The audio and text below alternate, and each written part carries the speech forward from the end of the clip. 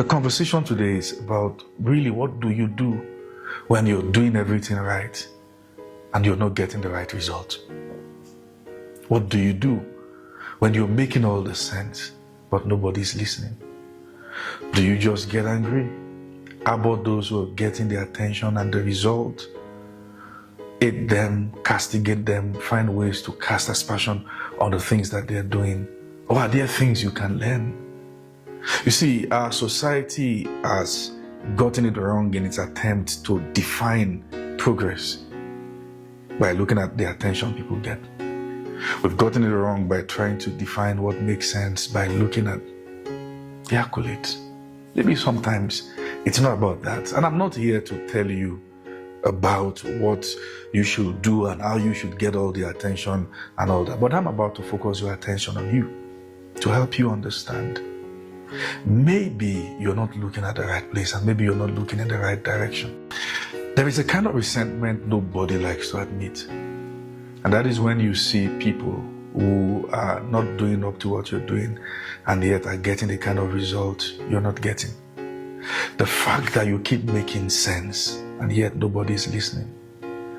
You put all your work, do everything you have to do, say all the right stuff, all the nice stuff in the way they should be said. And nobody's listening.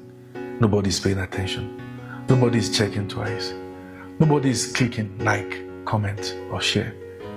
Sometimes we come out of this and you may likely want to say that maybe the society in itself is anti-intellectual. One of the things strategic leaders have learned to do is how to build in silence. The fact that people are not giving their attention to the things that you're doing is more of an opportunity than a challenge. Yes, you heard me. An opportunity to cross your T's and dot your I's, to be able to build not just the platform, not just the work, but yourself. The character that you build in the days that nobody pay attention will carry you and keep you level-headed in the days that people begin to listen to you. You see, if you begin to do things at once and suddenly it's all over the place, there will be that tendency for you to feel that you're better than everyone else. And sometimes the things we call problems are there not to break us, but to shape us, to mold us into the kind of persons that we should be.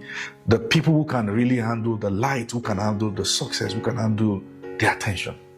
There is a quality of person that can handle that. And that quality of person is tested in the days that things are dark.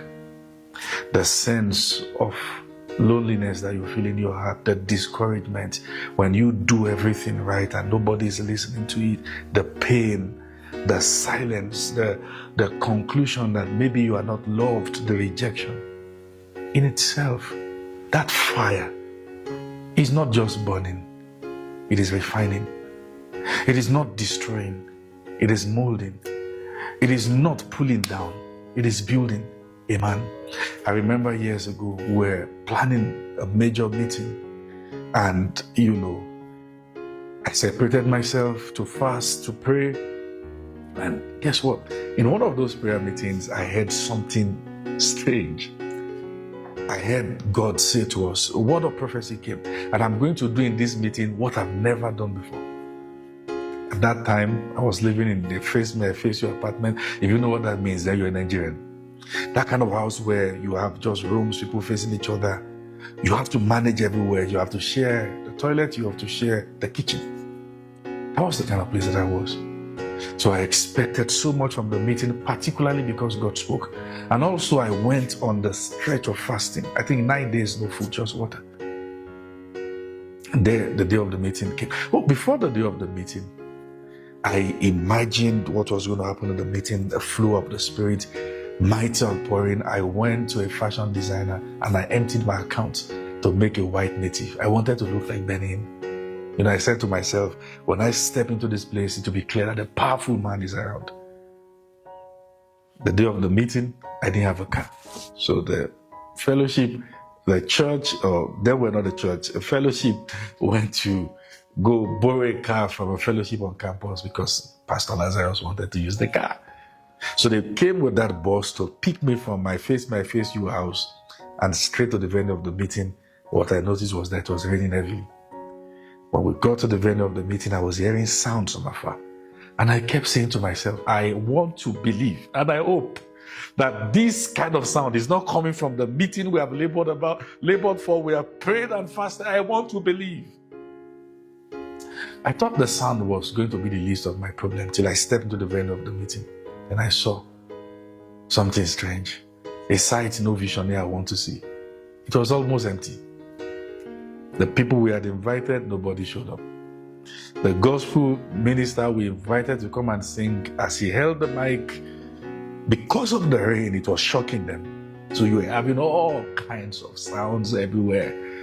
It was shapeless and formless.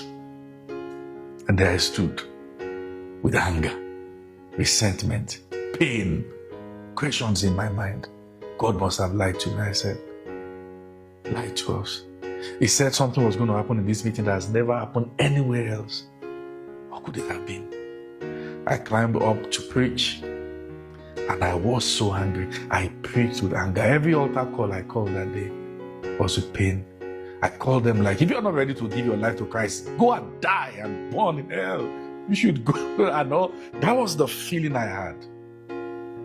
Amazingly, after the altar call, I prayed for a few sick people, and some people were saying how they got healed, breast tumor disappeared, and I was wondering, who cares about the healing? God has lied to me. I was pained. While everyone was seeing a great man of God, I wasn't seeing that. I was seeing my failures. The devil began to flash right in my eyes, all the things I've done that didn't work. I felt my life, I was doomed to fail. And when I got home, for the next couple of weeks, I stopped praying. I never had my morning devotion. I didn't have my quiet time. Didn't want to call on God. He had failed me, I said to myself. And everything just kept going down and down. Yet in the midst of that, I could still feel a sense of His love around me. And finally, I got to the end of my rope. I got to the end of the divine malice I was keeping with God, the end of myself and all the resentment I had towards God. And usually one of the things you want to accept in those days is that you also resent those who are doing better. Yes, you heard me. And one of those mornings I crawled, more like I was crawling to Him, and I said, I missed you. I was expecting to hear a feedback like, you trash bag, you this, you piece of death. And all I heard was, I miss you too, son. And it was like a love that was waiting to embrace me. I was not supposed to walk through that journey alone. Then the tears came flowing and I was asking questions. Why? Why did you lie to me? Why did you deceive me? Then He spoke to me and I found out I didn't understand what He was saying in context.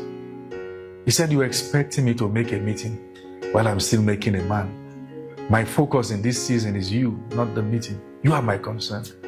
You see, the crowd that didn't come was meant to be the fire that will forge my heart and keep me in the place of humility. The rain and everything that was not going well was meant to prepare a man who will do what he has to do regardless of the hindrance. Character was to be formed that day. And that's the way it is. Sometimes we despise and hate the things that are supposed to form character in us because they are not pleasant. And sometimes not just because they are not pleasant, because they are not pleasant compared to those who are doing it better, those who are doing it right, those who are getting it easy. And the devil brings all the flashes and images and tells you, reminds you of all your failures, that maybe you were doomed to fail. In the days that things are not right, stay. In the days that you've done everything right and things still go south, persevere. In the days that you've paid all the prices and everything, they are not getting the right attention they should get, build. Build in silence. Build with the pain. Let love flow freely from your heart. And that will happen when you have separated yourself from your outcomes. You are not your outcome. You are not your result. You are unique. You're a person made in God's image. When things are not fine, when things are not going well, that is the exact time the most important part of you is being formed. You are not your result. If you don't separate yourself now from the result you're trying to get, when the result comes, it will look like water that carries a boat, but now entering the boat, it will sink you. Once you become one with it, once you become identified with the accolades, it's getting into your head, you will sacrifice your authenticity for more of that. You will sacrifice the uniqueness, the twist in your journey. What if there are parts in the journey that comes after the accolade that will not take the accolade because you have to lead? When the Israelites crossed the Red Sea, they cheered. But the time will come, they will need food. And Moses will be about to be stoned. Can you endure? Leadership is not always about being in front. You must learn to lead from the shadows. You understand that your pain, your discouragement, your failures, everything happening visibly to you that are not nice, they become the material that the next generation can look at and learn how to trust God, regardless of the tunnel, regardless of the pain, regardless of the things that went down.